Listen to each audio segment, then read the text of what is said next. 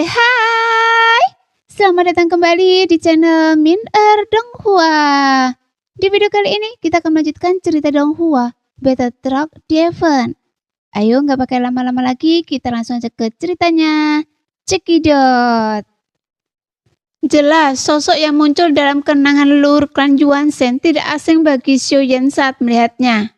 Meskipun jubah hitam longgar itu tampaknya tidak memiliki tubuh, tetapi topeng di wajah jubah hitam itu mengejutkan Xiaoyan. Karena sebuah pusaran muncul di topeng itu. Dan kemudian ada 9 mata yang muncul pada pusaran itu. Jadi Xiaoyan bergumam dalam hatinya. Bukankah topeng ini sama persis yang berada di tangan saya? Mungkinkah pemusnahan dunia tanpa batas dan klan Yuanzhen itu semua disebabkan oleh Zhuge? Saat melihat topeng yang sudah dikenal Xiaoyan di depannya, Xiaoyan juga merasa bahwa kemungkinan besar Zhuge adalah juru mudi saat itu. Pada saat ini, suaranya jenaka tiba-tiba keluar, seolah-olah kehidupan apapun di matanya hanya masuk akal atau tidak masuk akal. Dan yang luar biasa adalah, sekarang Xiaoyan telah menjadi pemegang topeng itu, dan menjadi Zhuge. Jika bukan Zhuge yang menghancurkan dunia tanpa batas dan klan Yuanzhen saat itu, siapa lagi yang mungkin? Tampaknya setelah mengenakan topeng ini, seseorang dapat melakukan apapun yang diinginkannya. Setelah Xiaoyan mengetahui keberadaan divisi kehancuran, semua yang mereka lakukan sangat gila. Dalam pertemuan divisi kehancuran, mereka menyebutkan bahwa jika mereka ingin bermain trik, mereka akan bermain besar dan bermain sampai dunia hancur. Meskipun kata-kata gila seperti itu terdengar mustahil untuk dicapai, tetapi sekarang, melihat ingatan Zhou Guheng, ternyata divisi kehancuran benar-benar dapat melakukannya. Dan membiarkan dunia atau ras hancur. Jadi kemampuan divisi kehancuran sekali lagi memberi Xiaoyan pemahaman baru. Dan sekarang dia telah memperoleh topeng Zhuge. Dan Xiaoyan telah menjadi Zhuge. Jika itu adalah permainan catur yang diatur oleh Zhuge sebelumnya, maka Xiaoyan telah terperangkap dalam permainan catur. Dan tidak berdaya untuk melawan. Namun, hanya dengan menyelami permainan catur secara mendalam, kita dapat melihat permainan catur dan merencanakannya. Seiring dengan meningkatnya kekuatan Xiaoyan, para kepala divisi penghancuran ini semakin mirip dengan kebenaran dunia. Segala sesuatu yang terjadi tampaknya bukan kebetulan, tetapi ada campur tangan mereka. Adapun mereka, apakah mereka benar-benar menjaga keseimbangan dunia seperti yang mereka katakan? Jika kemunculan klan Yuanzhen diciptakan oleh para kepala divisi penghancur, lalu apa artinya menciptakan klan Yuanzhen? Dan apa tujuan menciptakan klan Yuanzhen? Dan gambar yang Anda lihat berikutnya hampir hancur. Zhou Guheng terluka parah dan jatuh dalam perjalanan melarikan diri, bergerak melalui banyak dunia. Namun pada akhirnya ia tetap tidak lolos dari pengejarannya dan meninggal dunia di Shenxi. Dan semua anggota klan Yuanzhen juga mengalami pertempuran seperti itu. Meskipun itu juga merupakan pengejaran yang mengerikan, tetapi masih butuh waktu lama bagi klan Yuanzhen untuk hancur total. Jadi kehancuran klan Yuanzhen bukanlah suatu kebetulan.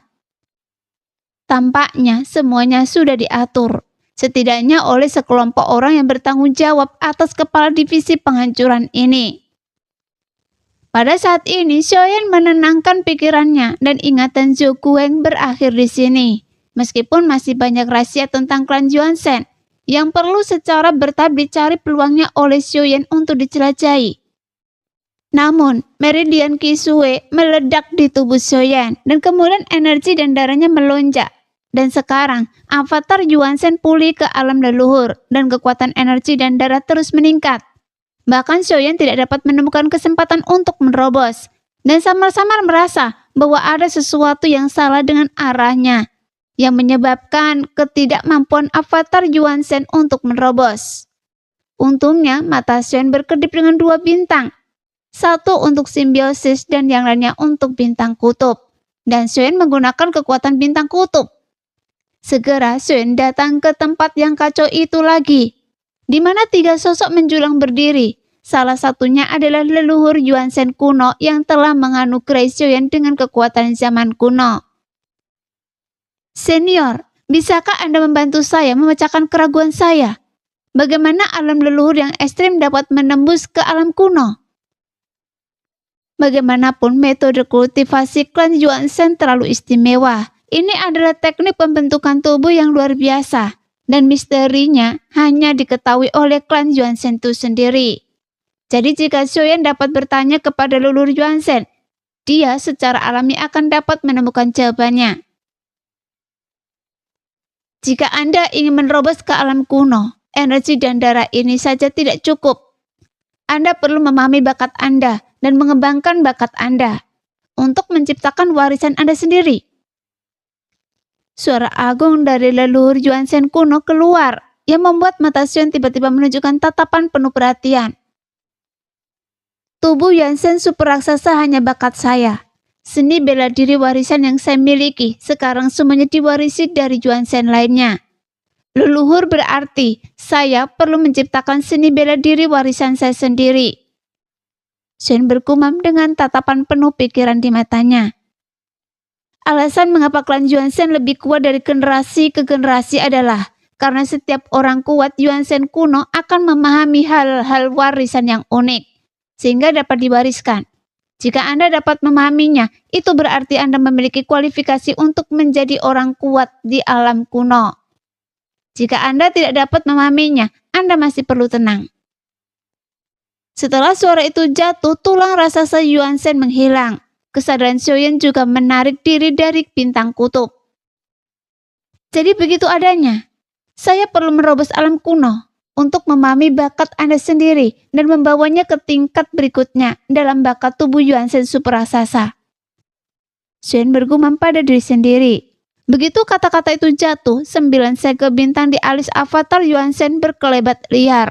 Dan dalam sekejap, Xiaoyan berubah menjadi ribuan kaki. 100.000 kaki dan 1 juta kaki, sehingga sosok besarnya terlihat menutupi langit dan matahari di kehampaan.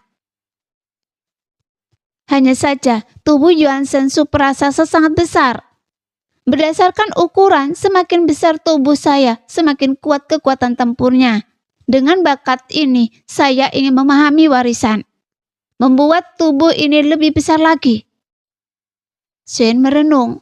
Meskipun tubuh jiwa super raksasa memiliki tubuh sebesar bintang, ia pasti akan kehilangan fleksibilitas apapun yang terjadi. Ini adalah kelemahan yang paling kritis. Jadi Xiaoyan memikirkan masalah ini. Bagaimanapun, inilah hal yang selalu ingin dipecahkan Xiaoyan.